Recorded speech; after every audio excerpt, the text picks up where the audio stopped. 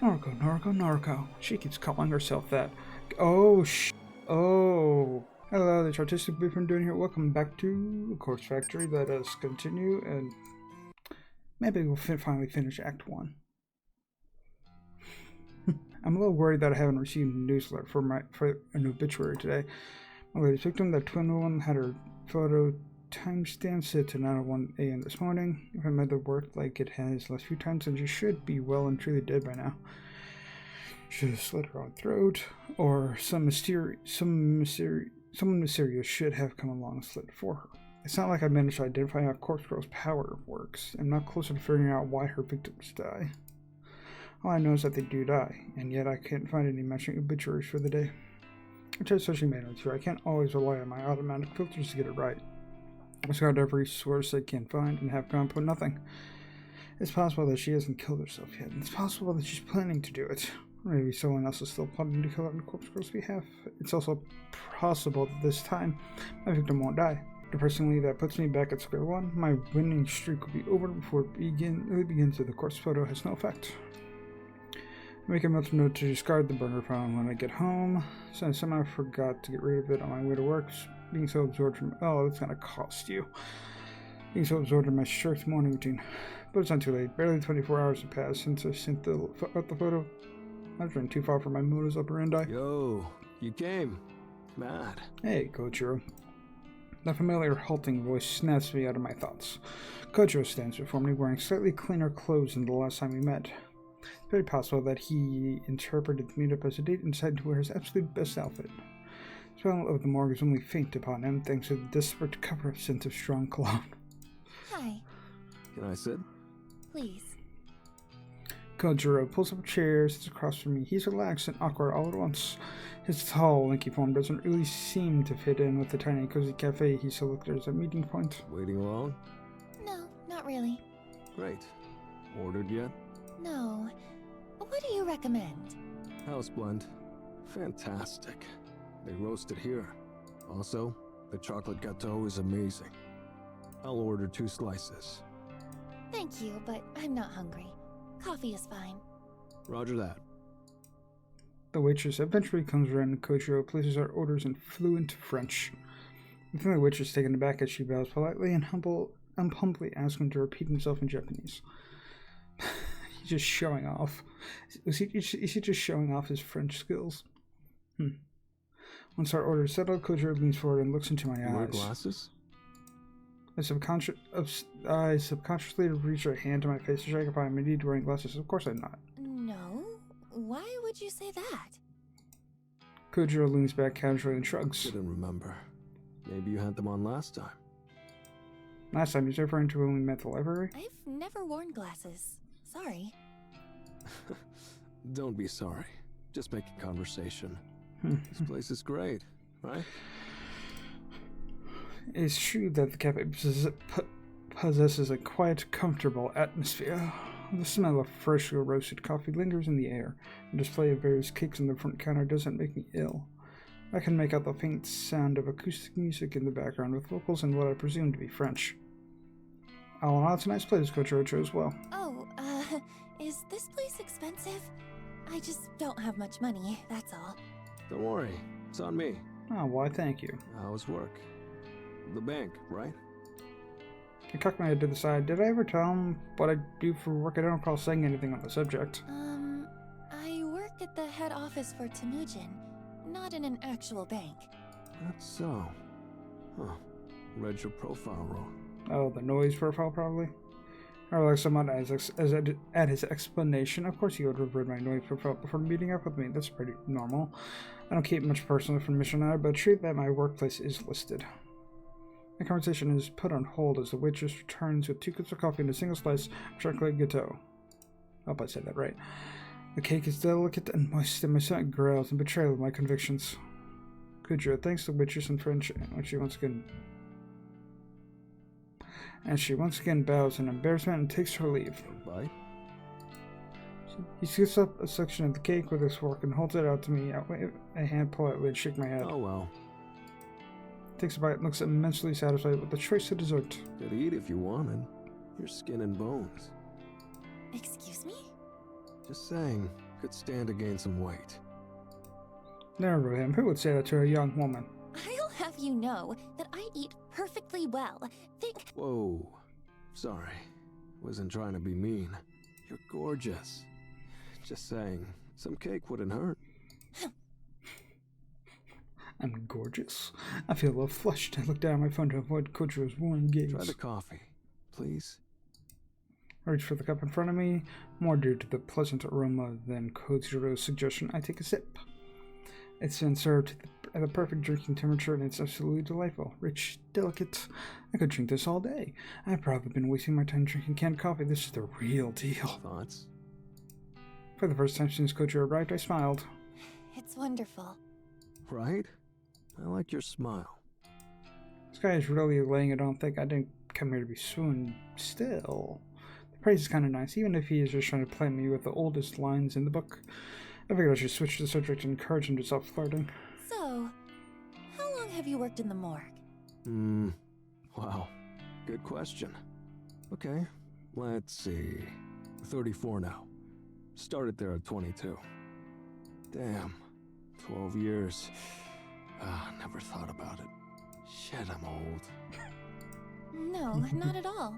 You're older than I expected, but really, it's no big deal. How old are you? Can I ask that? I don't mind. I'm 20. Phew. Okay. Right. He had to make sure. He had to make sure. I mean, still, it's quite a gap. But Is that an issue? No, of course not. You're mature for your age. Or I'm out of touch. or both. You're out of touch. I couldn't help but giggle. Wow. Okay. He laughs it off, but I wonder if I did hit a nerve. Did you date an older guy? So, there it is, straight to the point. How do I answer a question like that? Good question. I've got no issue with age, but I don't really know if you're my type. And if I can be honest, there is someone I have feelings for already. Oh, That's so. right. Unrequited love, huh? Oh, right, the one from the past.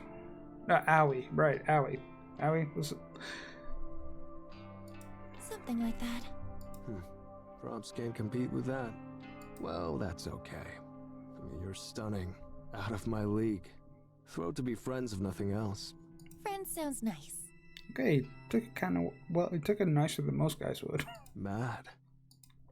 He raises his coffee cup and toast and takes a sip. Maybe I had him wrong, but he might be a bit more mature than I gave him credit for. If he can take rejection without pressing the point, that speaks a lot about his character. So, Corpse Girl. Interesting, right? How does she do it? The photos, the killings, all without knowing the Vic's name. Yeah. Wonder what her death count is. 3, 4 if I'm lucky. I try not to say this out loud. Eiichi Hanada. Car crash. Was it planned? Cut the brake line. Drugged. I have no idea. Sorry. But you requested his death. Yes. I did lead him to believe that. I'll have to continue to go along with it. And for no personal reason? That's right. Brutal. Don't request my death, okay? We'll see. His face lights up almost as if he's impressed with the ambiguous answer. Excited even. Maybe I should try the site. Request a death. Know anyone who deserves it? Sorry, not off the top of my head. The boss from Awie's workplace? No. Neither. Maybe you should request me. I'm dying to know how it goes down. You know, maybe you shouldn't mess with this stuff. What if you really ended up dead? I can protect myself. I mainly want a corpse photo. How does she do it? Oh, by the way, you read that book I gave you? You mean Strange Flower? Bingo. I'm halfway through it. Wow, fair effort. It's long. Thoughts? It's interesting, I won't lie. Nobel Sinclair is a sicko, right? Right. He's not all there. Halfway through, huh? So, has he dined with the dead? Yeah. Who was it? His school teacher, I think. He dug up her body 2 days after she died and then dressed her in his mother's Sunday best. Ew. Yeah. Took the corpse out for Italian. I can Oh, imagine my. the waiter's reaction. Oh my god. Ah, classic. Kujo seems to really enjoy reminiscing about the book. The story is definitely interesting, but the way he's laughing at it makes me a little worried. Then again, the guy works in the morgue, so maybe the whole scenario is just comical to him. Oh, that's it there. It takes me a second to realize what he's pointing at. Shouldn't have the book in question is sticking out the top of my back. Pass it here. I want to show you a funny passage. I nod and reach for the book. I pull the massive tome from my handbag with a fair amount of effort. The book comes free, but it snags on the bag zipper and causes some of the contents to fly out. Oh, the damn... I know what's going to fall out. A few personal belongings fall to the floor with the collider. I notice my lipstick, lip gloss, notepad, and pen hit the cafe's top floor. Kujiro comes running to my side. The table helps me pick up my things. He pauses in his hands, grab another book that has fallen underneath strange flower. Fausse photographie? What's this? Oh no! Oh. I quickly reach for the book to try to snatch it from his grasp. It's nothing. Kujiro is quick and he instinctively avoids my desperate grab. He holds the book aloft and continues reading the cover. English? A comprehensive history of photo manipulation. He turns to his seat and flips through the pages as I finish packing my belongings away. I bow my head silently, waiting for a judgment. No. You can read this? Only a little. Oh, this is tough. My English isn't good. Thought it was French at first. Oh, these images. Kujiro suddenly snaps the book closed and looks at I me. figured it out. I brace myself for his inevitable accusation. Corpse Girl fakes the photos. The photos aren't from the future. Like that was ever possible. Photo is fake. Timestamp is fake. He's correct, but will he go back to assuming that I'm Corpse Girl? Hey, why do you have this book? Are you editing photos? I mean, I have an interest in it, but that's all. This book is old. Doubt the techniques are useful anymore. Still, it's interesting. My theory. Thoughts? About Corpse Girl faking the photos? Bingo. I don't know. Sure, it's possible. But can anyone fake a photo so realistically? Realistically? Do you know her photos are realistic? Thinking quickly, I snap back with an answer. You sent me that copy of Eiichi Hanada's corpse photo. The one Corpse Girl apparently produced. True. It was good, right? Pretty convincing. Very convincing. Is photo manipulation that good? Depending, forget what year this takes place, but I feel like it would be. I suppose if someone skilled enough was doing it. If it's not photo manipulation, then one more theory. What is it? Maybe the subject in the photo is a corpse. I'm confused. Of course it's a corpse. What's your point? Sorry, hear me out. It's a photo of a real corpse. Oh shit. Just not the victim's corpse. Oh no. Corpse Girl acquires a real corpse, dresses it up, just like in Strange Flower. She makes it look like the Vic. It's convincing because it's real. No photo manipulation. Huh, I see. He's starting to figure it out. Immediately, my mind starts to kick into high gear. Kojiro has unknowingly presented me with an unprecedented idea. What if Corpse Girl does get real corpses? What if she dresses them up, wounds them, makes them look like a carbon copy of the victim?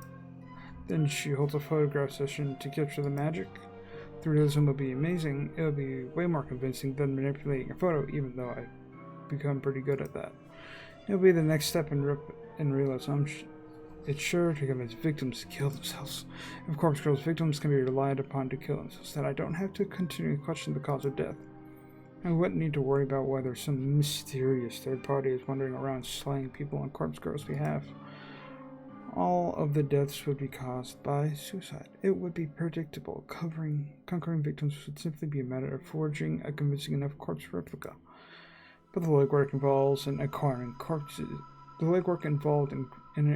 corpses would be That's it.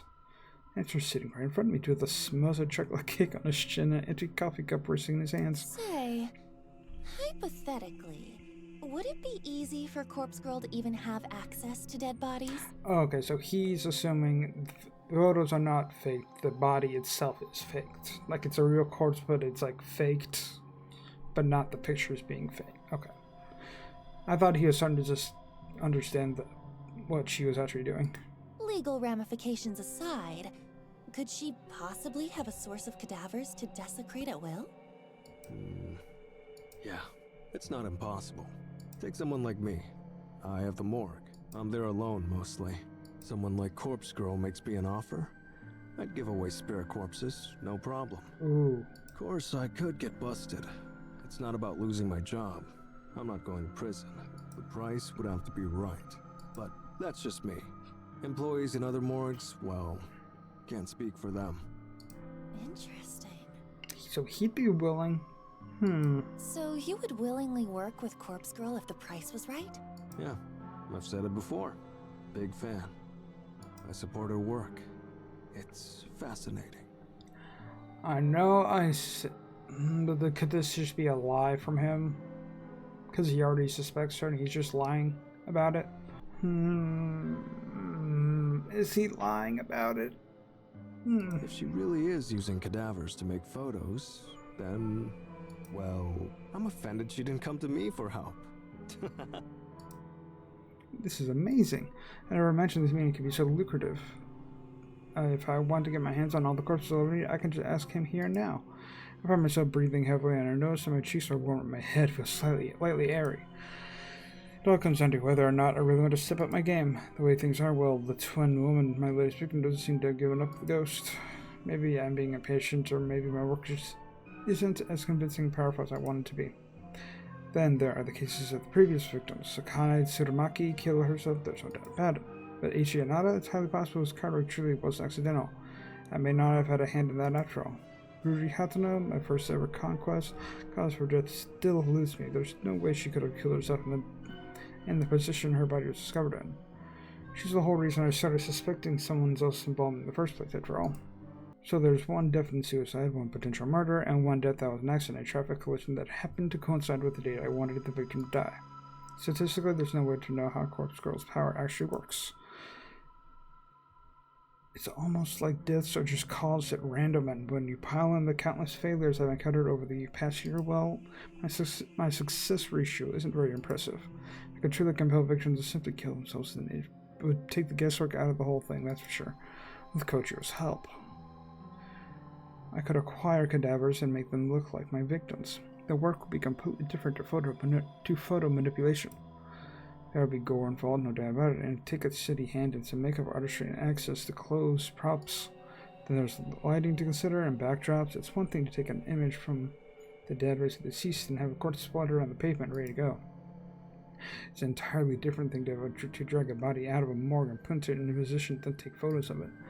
There would be a lot to consider here. It's not a decision I can make lightly.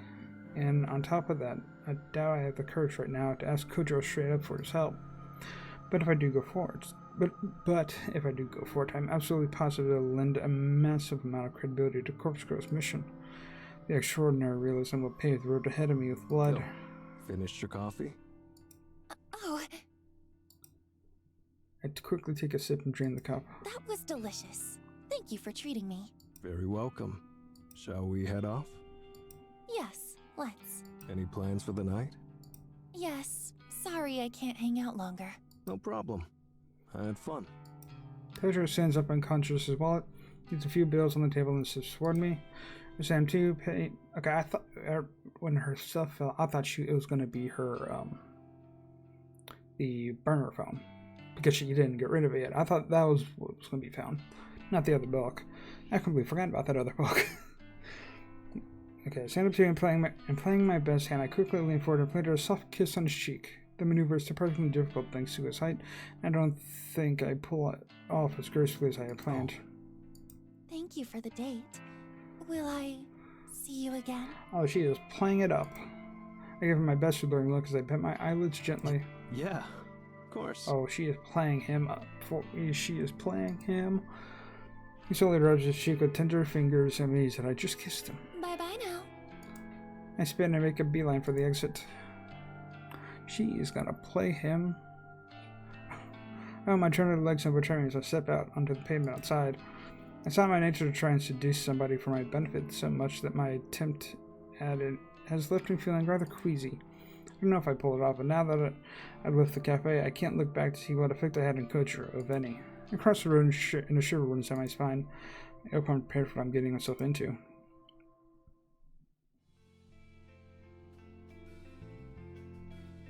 June 6th, Saturday.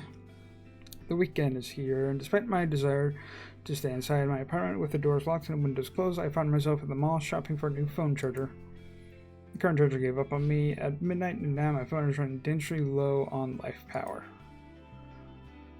I tried plugging into different outlets, tried plugging into my laptop, but nothing. I gave my device even the slightest amount, but nothing I did gave my device even the slightest amount of charge. I thought for sure I had a spare charger lying around, but I turned my apartment inside out trying to find it. Couldn't even find the right type in my drawer of burner phones. So either the charger is dead, which is the best case scenario, or my phone has become faulty. I hope the latter is not the case because I really can't afford to purchase a new one. Oh yeah, that would suck. Oh, it's kind of funny that there's like the posters for phones around, and you're talking about her phone. There's posters on all the pillars for phones. Bunch of phone ads. Getting repaired is out of the question. I refuse to hand it over to somebody for a day or two and go without it. So I'm hedging my bets on the issue being with the charger. If I can buy a new one, all my problems could be solved. This is what I tell myself as I scurry through a crowded mall, dodging left and right to avoid careless people trying to bump into me. No, there's an electronics store around here somewhere. Even a discount store will probably have a bunch of chargers that will still fit my device. I just want to find what I'm looking for and get out of this place. Oh wait, this is the mall. This is the mall from the prologue, which actually takes place later on than what that takes place later on than what's going on right now, from what I remember. Because I think in part 2, I completely missed in part 2 that that was like 3 weeks, it was like weeks ago, where Act 1 takes place. Okay, sorry. Distracted. I'm getting distracted. As I blindly navigate the area, I think back to last night when I first noticed my phone was no longer charging. I had been browsing through the obituary newsfeed, searching desperately for any sign of my latest victim's demise.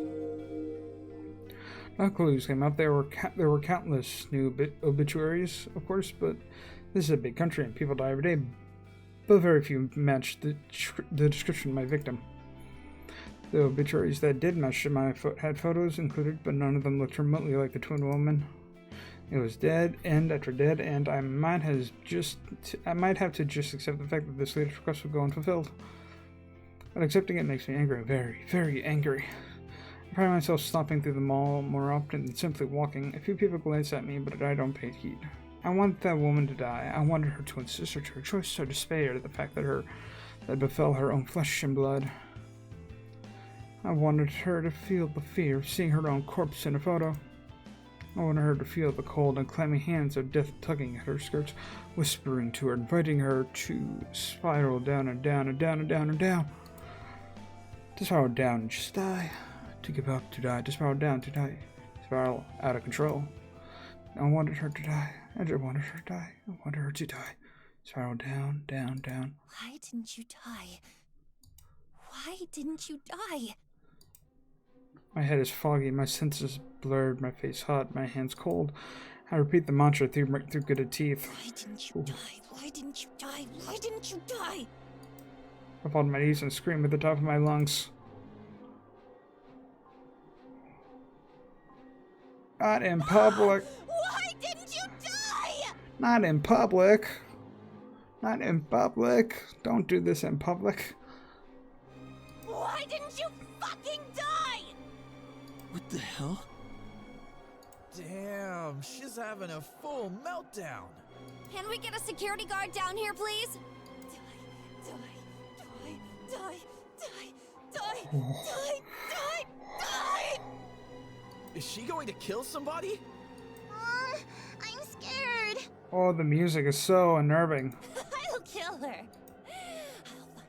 I'll find her. I taste blood in my mouth, my tongue is numb, my teeth chatter. I'll find that twin bitch. I'll find that twin bitch. I'll find that twin bitch. I'll kill her myself. I'll kill her myself. I'll kill her myself. I'll kill her! I'll kill her! Jesus Christ. All right. That's enough. She lost her goddamn mind. A strong hand pulled on my shoulder and my face hits the ground hard. My arms are restrained behind my back and all I can see is my blurry vision in the checkered... In my blurry vision is the checkered tile floor of the mall. You're coming with me. My limp form tugged backwards and my head lolls to the side. I shut my eyes and let the blackness envelop me.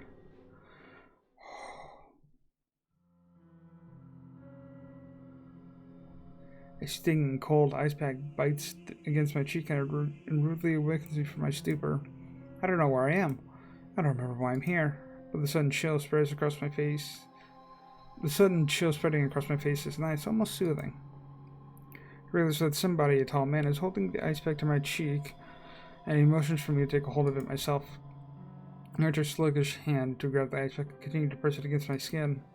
The man walks around the chair I'm seated in, stands behind a simple wooden desk to face me. You can imagine my surprise when I recognized you. Huh? Opening my mouth in an attempt to talk causes a dull ache in my jaw. I apologize for treating you so roughly. The only reason I haven't called for the police is because I want to give you the opportunity to calm down and explain yourself. I don't know why, that voice is very weird coming from that face. I don't know. Is it just me? This guy, I know him, but from where? Oh, of course. It took me some time because I'm not used to seeing the security uniform. This is Kenji Ogawa, the very same guy who lives in my apartment. Oh, right. Nice guy who greets me in the stairwell. Mother, sweet little Momo. Mr. Ogawa? Ah, so you are completely out of it. Where am I? This is the mall security office. You caused quite a scene, Noriko. Yes, you did. A scene? You don't remember. Well, give it some time. I'm sure it'll come back to you. Or you can just show a video. I'm sure it's on video. I try to think hard about the circumstances that led me here. I remember something about visiting the mall to buy a phone charger, but I don't think I ever found the store I was looking for. Some kind of anger or fear or something. Some familiar primal emotion got the better of me. Listen, Noriko. I've always thought you were a sweet girl. And Momo looks up to you, you know. Please, tell me that you're just not feeling well. Please tell me the things you were screaming aren't true. Things I was screaming. An image of a smiling girl flashes in my mind, a twin woman with beautiful features and lovely hair. The victim, the one who didn't die. That's right, I remember now. I lost my cool. I became so overwhelmed with frustration that she didn't die. I must have broken down and unleashed her anger here, right in the mall. Stupid, stupid, stupid, stupid. This is all because I went outside. I went somewhere I don't normally go. I'm usually fine about going to the office. It's familiar. The convenience store is fine too. In fact, my whole meticulously planned morning routine rarely bothers me. The shopping mall, what was I thinking? I haven't been keeping up with my medication. Even if I was on top of it, going somewhere out of my comfort zone is always a risk. I need to start regulating my intake, taking a pill or two. Taking a pill or two every other day, or when I feel like it, isn't going to help me. Sleeping days at a time, just popping a few in my mouth when I need to leave the house isn't what I'm supposed to be doing. I need to follow the guidelines. I need to keep a strict schedule of when I take what. Damn it, Noriko. I'm supposed to be calm at all times, stoic, unflinching Noriko. What the fuck am I doing? Noriko, you still look a bit flustered. Do you want to lie down for a bit before talking to me? No. Okay. Well, do you want to explain what happened? No. Huh. I never took you for a troublemaker. Please, Noriko. I'm begging you. Don't make me call the police. You were screaming about killing somebody. You were manic. You can't just act like that in public. You scared 100 people just trying to make their way through the mall. You scared me. Knock on the door causes Kenji to flinch. Ogawa, may I enter? Yes. Please come in, Mr. Fujikawa. The metal door separating the security room from the real world opens with a screech. There's a detective. I'm assuming detective. He looks like he'd be a detective. A broad, intimidating man enters the small room and dispatches all the air inside. I feel like I'm going to suffocate. Yes, sir. Yes, sir. She's calm now. Indeed. The man who seemed to be some sort of detective looks me up and down with a sour expression. Miss, your name? I don't answer him. I see. Sir, if I may, this is Noriko Kurosawa. She's an acquaintance. Is that so? An acquaintance? Well, that speaks volumes about your personal life, Ogawa. Sir. Leave us be. I wish to talk to her.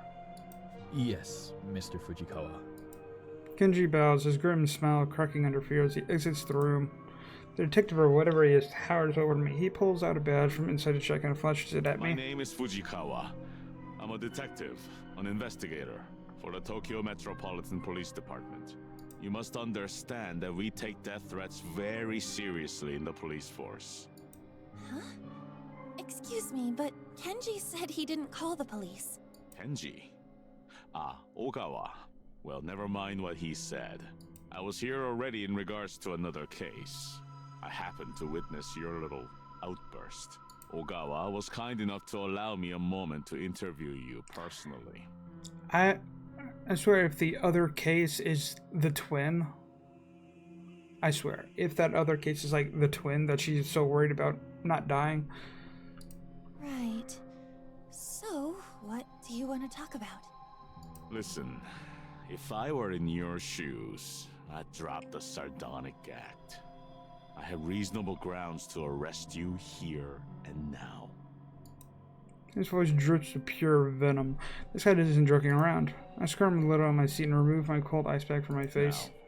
Now, Miss Kurosawa, would you please explain to me who you are threatening to kill? A wave of dread washes over me as the reality of my current situation starts to sink in. If I don't fly straight and narrow here, I might be in for a world of trouble. I apologize for my actions. I wasn't feeling like myself earlier. I regrettably skipped my medication recently. The medication excuse. I'll play along. Were you hallucinating then? No, sir. Not exactly. You need to come up with something and quickly, or I'm not getting out of here anytime soon. Hold on. See, I recently had an altercation with a coworker about a guy we both like. Detective rolls his eyes at me. Go on. I guess I was a little upset about our fight, and really, we're actually quite good friends, so I think a combination of that and missing my medication caused me to get a little too upset and say some things I don't really mean. Mm-hmm. And how do I know you're not dangerous? Are you carrying any weapons, Miss Kurosawa? Weapons? No, of course not. Yeah, that would be. I don't think she is. I see. Well, you're going to have to permit me to search your belongings. You understand that I can't allow you to leave until I have established that you're not a threat. Right? Never said that she threw away that burner phone. She never threw away the burner phone. Oh, I never said that she did yet. The detective fuck. The detective lurches forward and roughly grabs my hand back. Hey! He tears it open and rummages around inside. I'm somewhat relieved that I'm traveling light today. Lightly today, even if I left the two books I'm reading at home. I find something interesting in the bag, save for one thing. My phone. Taps the screen, toggles the power button, smacks the phone against his open palm. Is this broken? I realized that the last shot of battery power must have finally drained. I'm probably lucky for that fact. If he found certain things on my phone, I might be in trouble. It's not like he corpse photos in there. That's what my collection of burner phones is for. But there are certain things that would be incriminating if they found his hands. My noise chat log with Kojiro, for starters. Then there are those images of Aoi and Tomoe, and that famous singer that had her phone hacked and her private photos uploaded to the net. Aoi knows I have her photos. She's okay with it. Tomoe doesn't know about hers. That would be hard to explain. Singer, on the other hand, was part of a big scandal a few months ago. Probably half of Japan had seen her photos. Still, I'd rather keep my personal matters completely private. I don't want this asshole looking into my affairs. The battery is dead, sir. Where is your charger then? I don't have one with me. That's why she was here, to get a charger. He grunts and throws the phone to me. I barely manage to catch it with my brittle, skeletal, clumsy fingers. Wait here. I need to make a call. He leaves the room unceremoniously, and I hear the scraping shriek of a steel deadbolt locking the formidable door behind him. I breathe out and try to calm my nerves. I look down at the phone in my hand and see my mirror image counterpart peering at me in the block reflection. I don't look as good as I normally do. My makeup is smudged, which is strangely becoming more and more common for me. I think I've gained some weight, my gaunt face seems fuller somehow, and my prominent cheekbones are softer. This girl staring back at me, she's not wholly familiar. Is this Noriko Kurosawa? Is this Corpse Girl? I look like some aberration, some sickening concoction of myself and some person I don't fully recognize. I don't understand how I could have gained weight. I've been eating less. Maybe the canned coffee I consumed deliciously contains more calories than I realized. I need to cut down immediately. A sour taste was in my tongue and I swallowed it reluctantly. I feel ill at the sight of myself. The steel door swings open and Fujikawa stomps in like an angry toddler. Well, the precinct claims you don't have a prior record, Miss Kurosawa. That's good news for you, I'm sure. But it's a fucking pain in the ass for me. I flinch at his apparent anger, recoil slightly in my chair. You're free to go.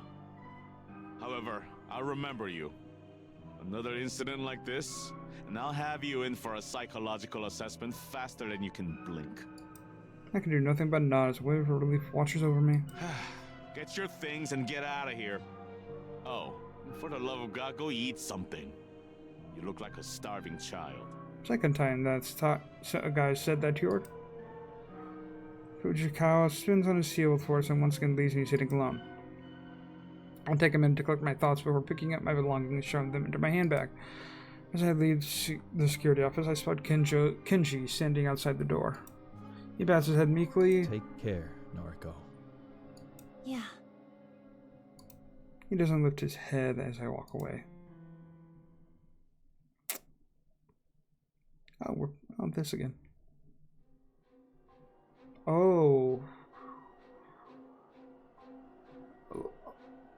She looks not as good as the first time we've seen her in this with this mirror.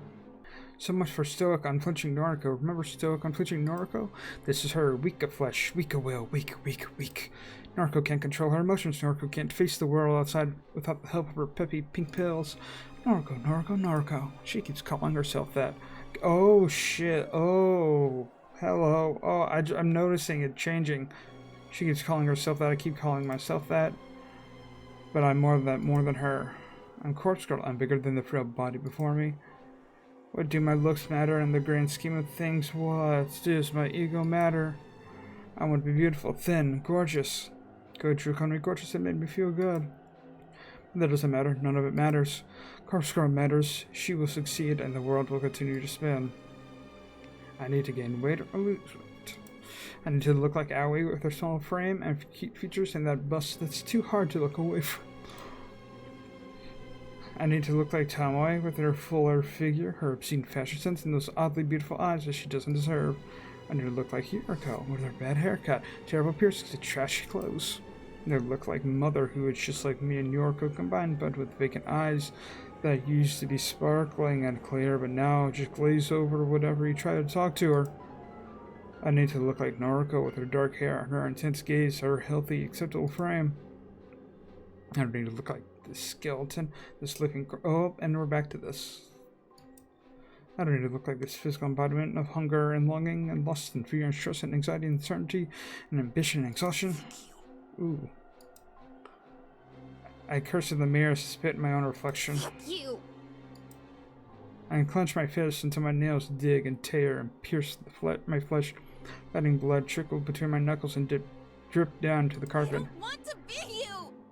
I'm better than you! I'm better than you! I'm better than you! Okay, but I am you. I am Corpse Girl. It's what I've always wanted. It's that sense of belonging that I always sought. It's a feeling of home that I reclaimed after home was lost. After Mother moved and Noriko got put on ice, and after I found his apartment that felt so strange at first. This is who I am. I love your hair. Your eyes. I love you. Don't ever leave me. I raised 2 fingers to my mouth and kissed them gently, then pressed them against the mirror. I love you. Don't ever change. Holy shit.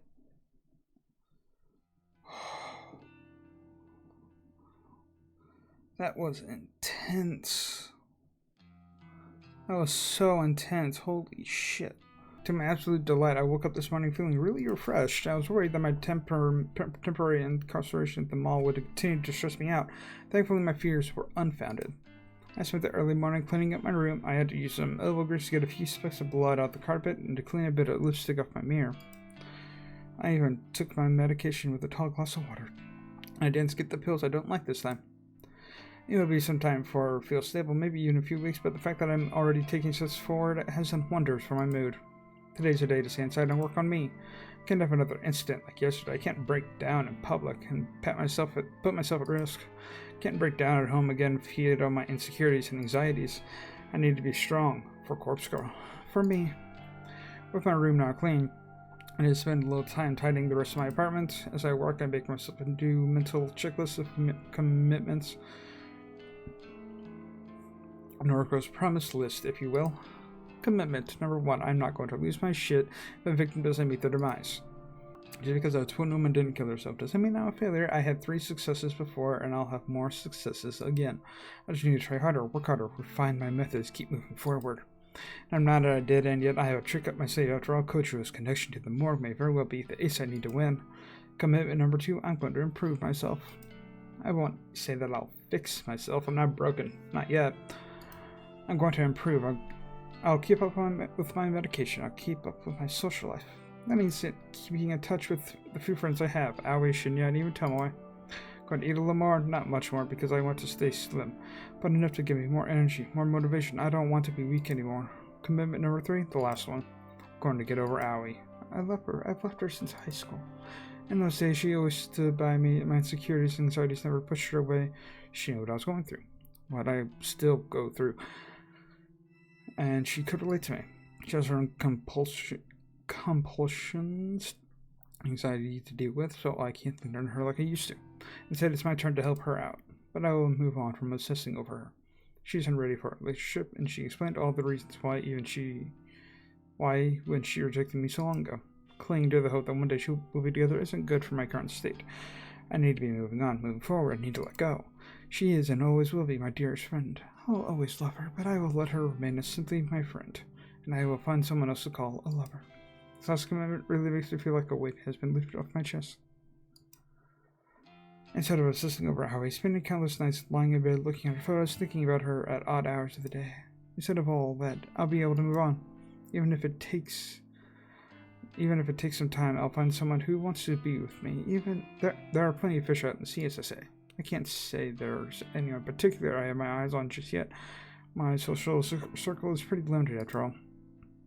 Junia is a guy and I'm simply not interested in. There's no spark there, never will be. Tomoe is irritating as I find her, it's oddly alluring to me. I don't like her clothes or makeup or the whole aesthetic she has built up for herself, but some part of me would kill as found a passion with her. Then there's Kochiro, that weird, awkward, strange alien creature that I just can't wrap my head around.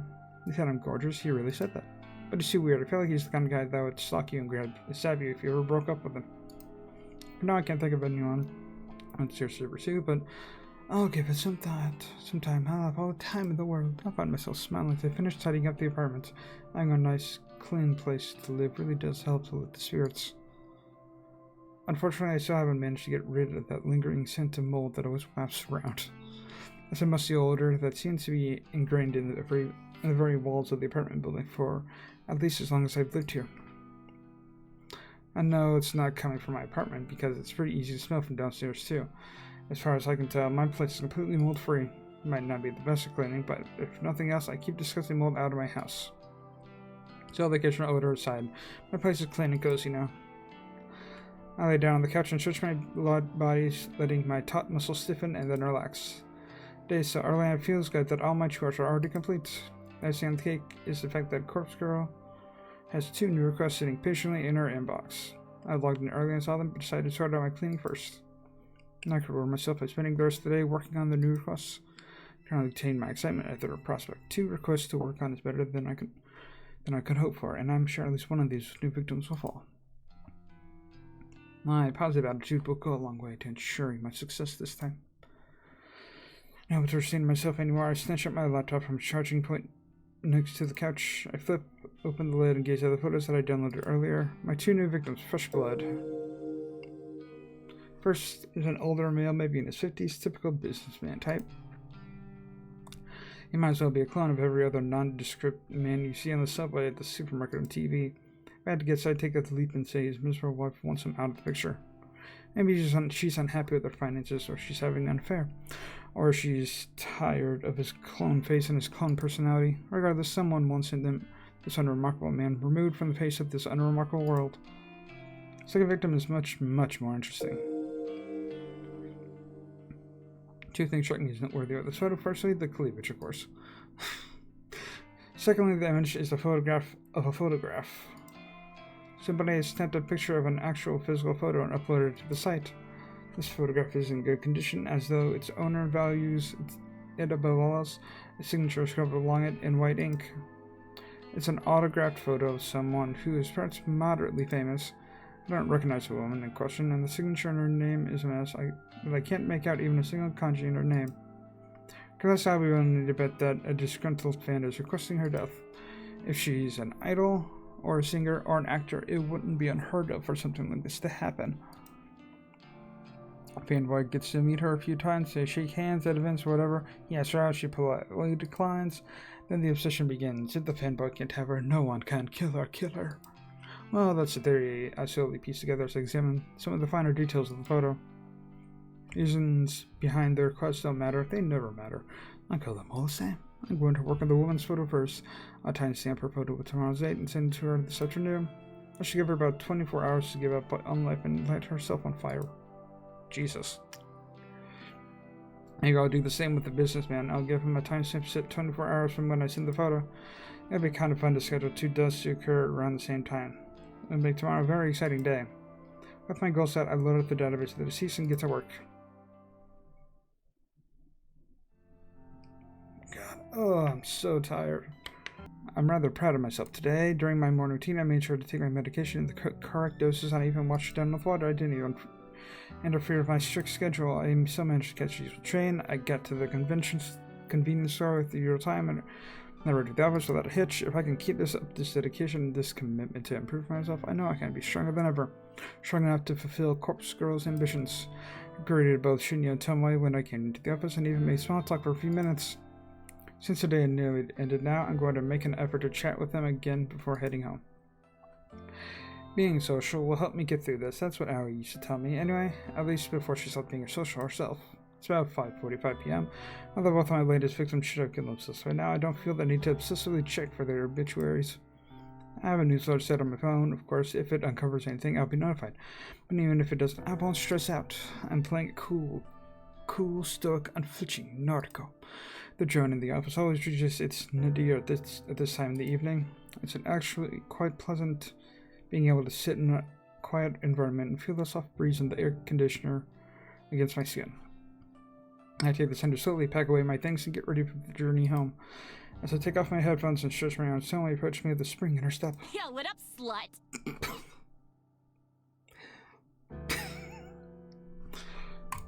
About a week ago, I would have taken Tomoe's greeting as an insult. Now that I'm know her a little better, I can tell she's actually just being affectionate. Despite any differences we might have once had, she really does seem to have warmed up to me lately. Hello. How did your day go? You know, same old. What about you? It went well, thanks. Good to hear. You know, Shinya and I are supposed to go out tonight, but... What's wrong? Hasn't he seemed, like, kinda off today? He can barely look me in the eye. Really? I spoke to him this morning. He seemed okay. Trouble in paradise? You don't reckon he's seen another woman, do ya? It may be more like another woman is trying to see him. Another woman?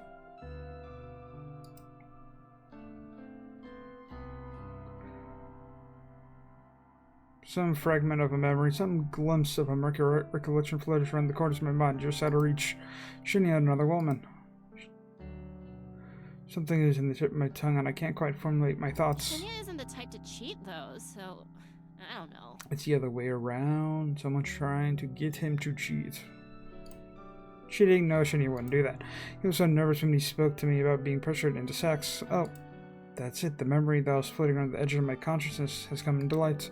Shinya spoke to me hypothetically about being pressured into sex. He said Tomoe wasn't the one pressuring him, so who was he talking about? Is this something I should talk to Tomoe about? If Shinya really is having a hard time acting differently around Tomoe, then the relationship could really be in trouble. But is it even in my place to say anything? Shinya spoke to me in confidence. He's my friend. But Tomoe's her friend too, and she seemed genuinely worried about him. You're gonna give me a choice. You're gonna give me a choice. Don't you dare give me a choice. I need to take a deep breath. This is just office drama like usual. Noriko would normally just reject it all and ignore these people. She wouldn't give it a second thought.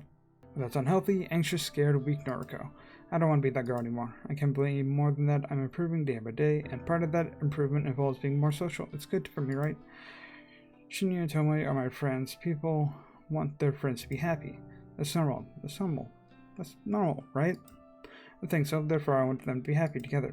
So I'll have to speak my mind. Tomoe, Okay, I thought it was going to be a choice. I think that Shinya may be involved with another woman. But not in the way you think. Gotta correct this a little bit, though. It's not in the way that you're gonna think. What? Are you serious? Listen, though, it's not exactly how it sounds. Yes, do explain fully. He came to me a little while ago and asked what to do if someone pressured him into sex. I know that you're not the one he was referring to, so I think he may be in trouble. I think someone else might be forcing him to do something he doesn't want to do. What the fuck? He spoke to you about it, but not me? Oh, God. Tomoe, he seemed really depressed about it. I think he wanted to resolve the situation without having to worry you. Oh, please. Yeah, I get what you mean, but Come on. who the hell is trying to seduce him? Okay, I think we're set. I think we're good. I'm afraid I have no clue about that. Sorry. Okay, that's fine. Thanks for telling me this anyway. Now at least I know something's up with him. I kind of want them to stay together. I want them to stay together. I low-key want them to stay together because I actually like them as a couple. I'm gonna speak to him. I'll make him cough up what's what. Are you sure that's the best thing to do? Yeah, because I'll let him know that I'll take care of everything. If some bitch is putting the moves on my Shinya, I'll smack him into the ground. She's so protective. Of course. I don't know why I ever doubted you. She's so protective of him. Tomoe grins despite her obvious frustration and gives me a thumbs up. Thanks, gang. I'll keep you updated. Okay, good luck. She spins on her heel and leaves me behind. I think I did the right thing. Surely, Tomoe will get to the bottom of the situation. I watch as she wanders over to Shinya says. They exchange a few words that I keep putting my mouse over on these things. They exchange a few words that I can't hear from my position. Tomoe then leaves and Shinya sluggishly lowers his head to rest against his desk. Without telling myself the office, only a handful of stragglers ran the floor, myself and Shinya included. I find myself watching Shinya for more than a few minutes. He doesn't seem to notice that my gaze is locked on him. A few more of my coworkers take their leave and an eerie quiet descends over the empty office floor. I remain in my chair, staring intently at Shinya's distraught face. We're the only ones still here. It doesn't show any signs of moving. It's kind of unnerving to see him like this. It's not like he's the peppiest or most energetic person I've ever met, but to see him so drained and motionless makes me feel uncomfortable. I owe it to my newest convictions to go and talk to Shinya. More than that, I owe it to him. What if Tomoe finds out who it is and sends a photo to Corpse Girl? I find myself turning towards his desk before my mind even registers that I'm moving. Hey. I'm slightly startled when he immediately looks up at me. The sudden movement is reminiscent of a corpse springing to life in a B-grade zombie film. Oh, Noriko. Not feeling well? Not really. I'm sorry. I shouldn't be here if I'm unwell. I didn't mean to worry you. Don't sweat it. I'll, take my leave then. If he leaves now, I won't feel like I've done anything to help him. It's like what I said, feels to pry into his personal affairs, I need to dig deeper if I'm going to try and help him feel better.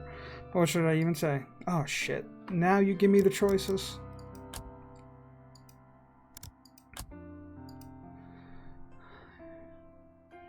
I don't think it's that. I feel like if you say Tomoe, I feel like... Tell me what's wrong. Tell me what's wrong. I don't expect my blunt words to get through to him. I don't expect anything of that. I'm not used to confronting people about the shit they're facing in their personal lives. I'm usually content to simply sit on the sidelines and watch. No need to worry.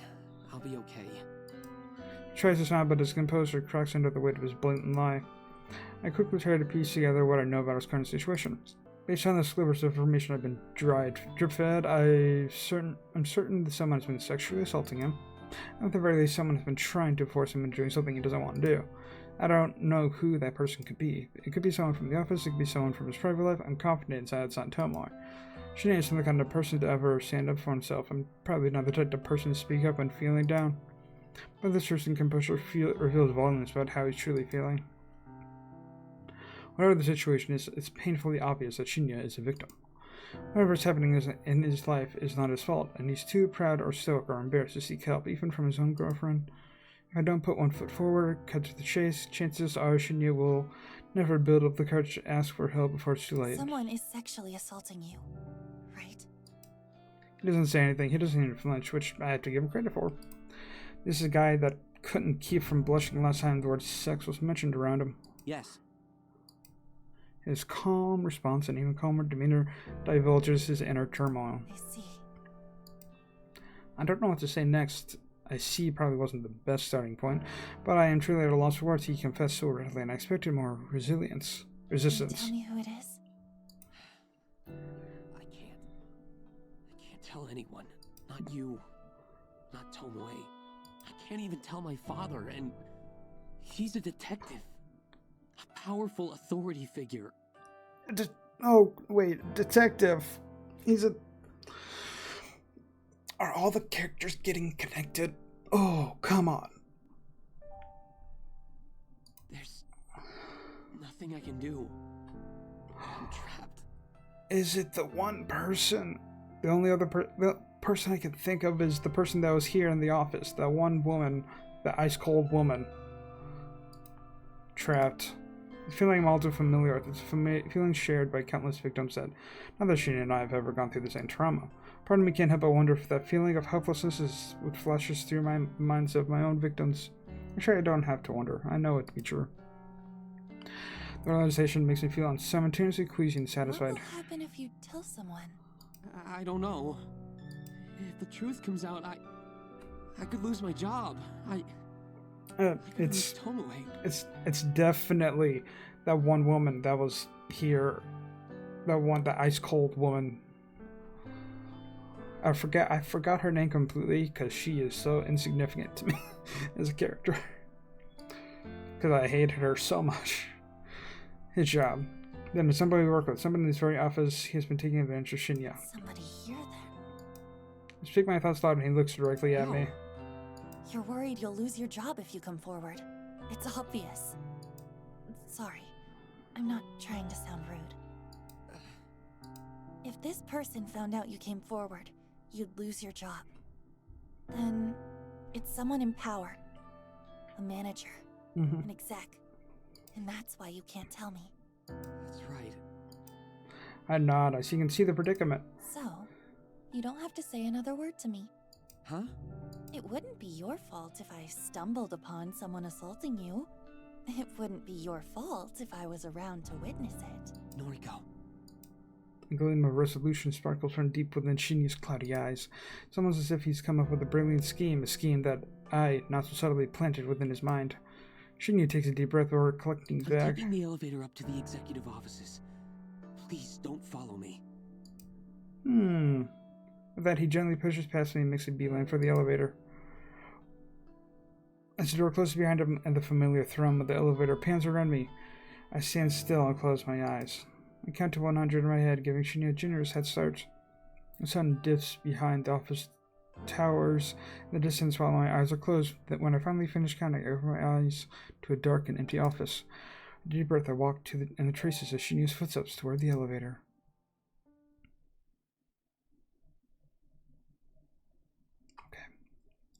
I'm recording for a bit, and this would be an exciting way to start the next video. This would be a very exciting way to start the next video. Well, that was part... Okay, I don't remember what part that was. But oh, the next one is going to be so fucking exciting. And I wanted to record as a good chunk this time. Instead of just being like 40, 50 minutes, I wanted to at least get the recording up to over an hour. Because I have the time currently to do that. And it's been a while since I've actually recorded. Because I had like a week and a half of stuff going on that I couldn't record. So this is my first time back recording. So I seem off, that's probably why. Anyway, I hope you enjoyed this video for Course Factory. If you did, subscribe to the stuff I do, and see you next time. Bye-bye.